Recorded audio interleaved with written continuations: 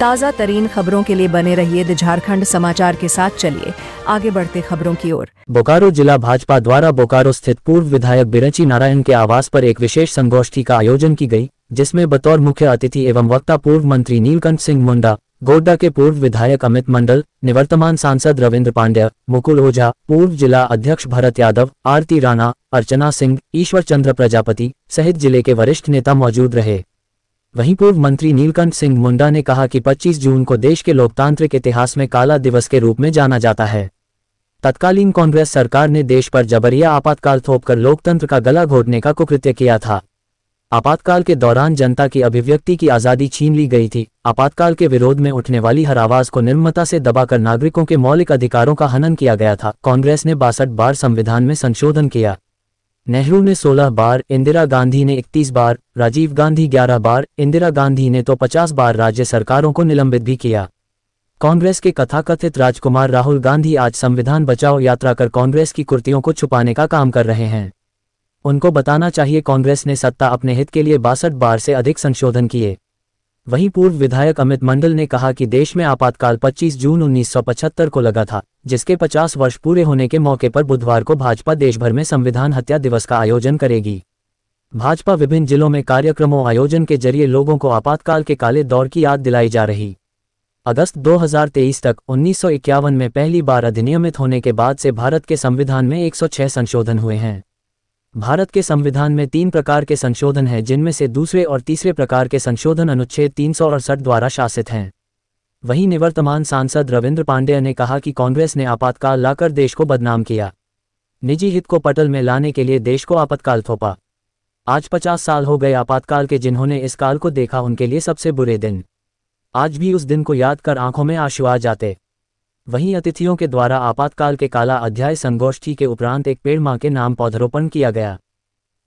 आज इमरजेंसी का 50वां साल होने जा रहा है और जिस तरह अभी हम लोगों ने सभी प्रेस बंधु अमित मंडल जी के द्वारा जो हम सबों को क्यों लगाया गया था, किस तरह लगाया गया था और किन किन क्षेत्रों किन किन अधिकारों को यहाँ पर आपातकाल के इमरजेंसी के समय में इंदिरा गांधी जी के द्वारा जो चाहे वो प्रेस मीडिया हो या न्यायिक हो या फिर प्रशासनिक दृष्टिकोण, सारे क्षेत्रों में प्रतिबंध लगाने का काम किया था। उसी को आज हम लोग एक काला अध्याय के रूप में आज से 50 साल पहले जो 25 जून को लगाया गया, तो उसी को लेकर के हम लोग आज संगोष्ठी और लोगों को बतलाने का काम किया कि लोकतंत्र हमारा सबसे बड़ी देश हमारा लोकतंत्र का है और इसी लोकतंत्र को किस तरह हत्या की गई। लोकतंत्र का हत्यारा पार्टी कांग्रेस है और आज जनता के बीच में जा जाकर कह रही है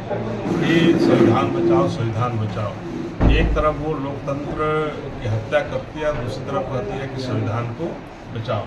अब तीसरी चीज़ क्या है कि वो आज के दिन में भी आप देखेंगे किसी न किसी रूप में ये आप संविधान को लेकर के राहुल गांधी जी और लेके घूम रहे हैं, लेकिन किसी न किसी रूप में देखा जाए तो वो परिवार में सिमट करके उस परिवार के अंदर में ही उस संविधान को लेके घूम रहा है, उनकी इर्द गिर्द ही घूम रहे हैं और लोगों के बीच में जाकर के लोगों को भ्रमित करने का काम कर रहा है। लोगों को यहाँ पर कि हम लोकतंत्र को बचाने का काम कर रहे हैं और संविधान को बचाने का काम कर रहे हैं, लेकिन लोकतंत्र को आज के दिन में भी ये कांग्रेस और उनका जो गठबंधन है, ये सारे लोग लोकतंत्र को एक तरह से समाप्त करने के क्षेत्र में काम कर रहे हैं।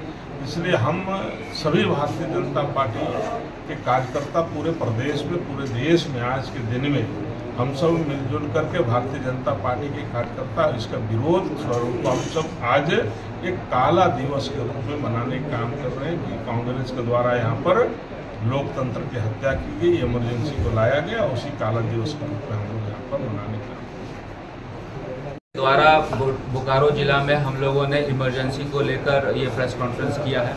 इमरजेंसी की कुकृतियों को लेकर जनता के बीच में अपने बातों को हम लोगों ने रखने का काम किया।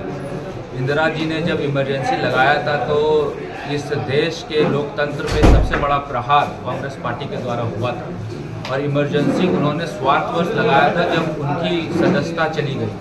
ना कोई नेशनल इमरजेंसी था, ना कोई आंतरिक दिक्कतें थी और बावजूद इसके इंदिरा जी ने सिर्फ उनकी सदस्यता रद्द हुई थी, इसलिए उन्होंने पूरे हिंदुस्तान में इमरजेंसी घोषित किया। अब आप बताइए कि जो पार्टी छोटी सी बात पर इमरजेंसी घोषित कर देती है, उसी पार्टी के अभी राजकुमार ये कहेंगे कि भारतीय जनता पार्टी के द्वारा संविधान खतरे में, तो कितना विरोधाभास है। आपको मैं याद दिलाना चाहूँगा कुछ बातें कि इंदिरा जी ने ना सिर्फ इमरजेंसी की घोषणा की थी, बल्कि जो भी विरोधी लोग थे, चाहे वो मोरारजी देसाई हो, अटल बिहारी वाजपेयी हो, मुरली मनोहर जोशी हो, लाल कृष्ण आडवाणी हो, वक्त से आप देखें लालू यादव हो, तमाम लोगों को जेल के अंदर डालने का काम इस इमरजेंसी के कार्यकाल में हुआ। प्रेस मीडिया के जो अभिव्यक्ति की आज़ादी है उसको भी कटेल करने का काम इमरजेंसी के माध्यम से हुआ।